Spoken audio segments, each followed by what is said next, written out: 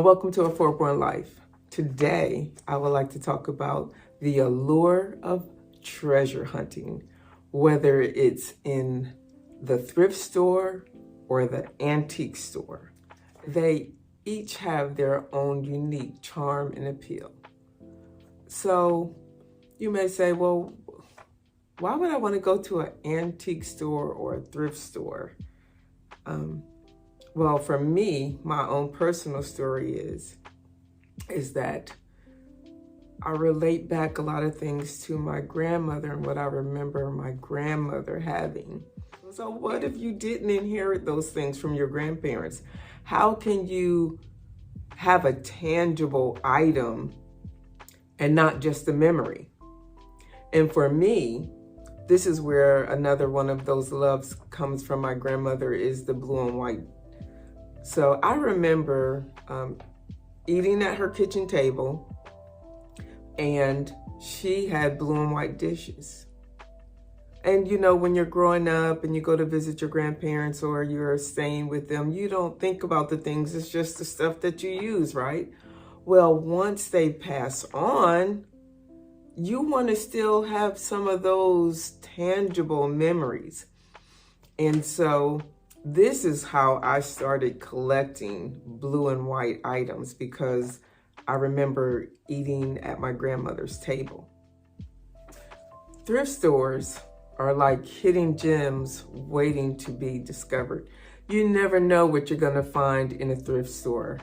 And sometimes I know some people say, well, when I go in a thrift store, I feel overwhelmed because it's just so much stuff.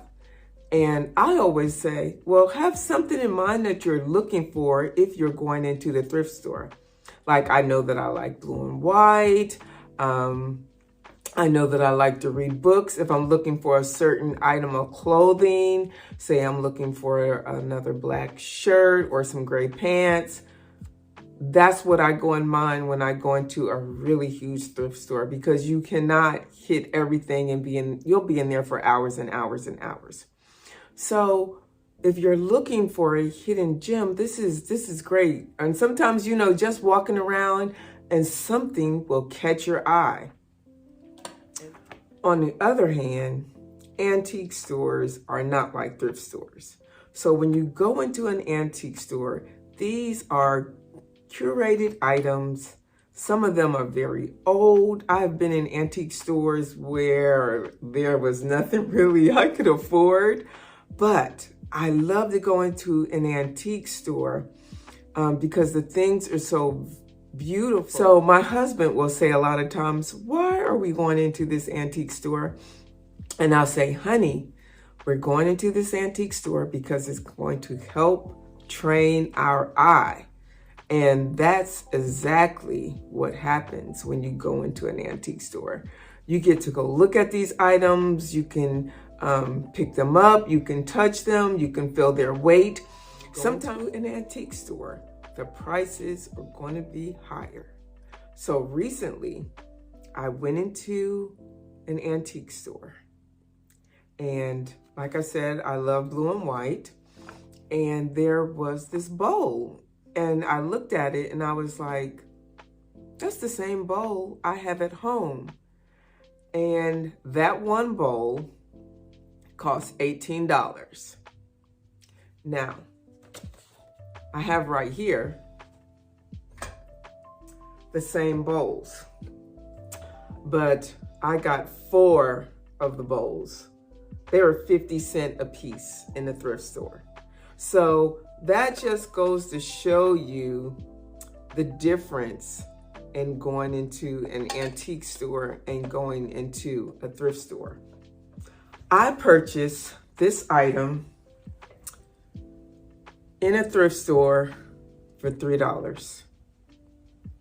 And it just spoke to me and I loved it. It just made me think of love and my husband and I, and we've been married for over 40 years now. And I just thought it was beautiful. It was $3 and it's got a nice weight to it, you know? That's one of those things where it's like you pick it up and if it's super light, you're like, oh. But if you pick it up and it has some nice weight to it and you just, it's just speaking to you and you it's like, I got to take that home.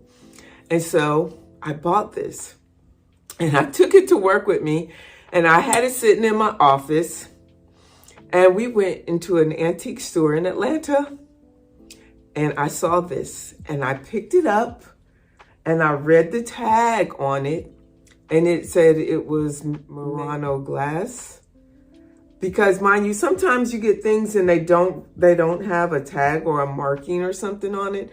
But in this antique store, they had this same item, and the price on it was $68. So some people might say, oh, $68, that's not really a difference, but I paid $3 for mine. So if I just hold on to it, maybe it'll increase more in value. And that's another thing I would like to talk about. So sometimes we go to estate sales and there's nothing really there because it's just stuff. And any item we bring to our home, we would like for it to have resale value.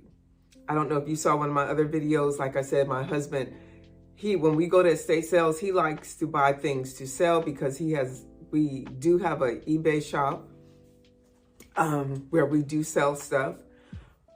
But whatever we bring in, we want it to be of value, because you've gone into some homes and it's like, it's just nothing there. And it's like, it's just filled with stuff, but nothing of any great value. And I know when you speak of value, different people like different things. But for us, we would like for it to have resale value, because we always think about, well, what if you're in a tight and you need to sell something and you need some money? And well, you can go around your house and you can pick out things that you know might have some good resale value. And then on the other hand, you might buy something that has no value at all. So I bought this, I bought this blue dinosaur because I love blue. I saw this blue dinosaur and I walked past it, and I bought it from a thrift store. And I walked past it and I was like, I picked it up and I just had to have it. And it sits here in my living room. And it sits by this wonderful blue and white vase that I found at a renovation station, one of those Habitat for Humanity resale shops. And it's got a little marking on the bottom.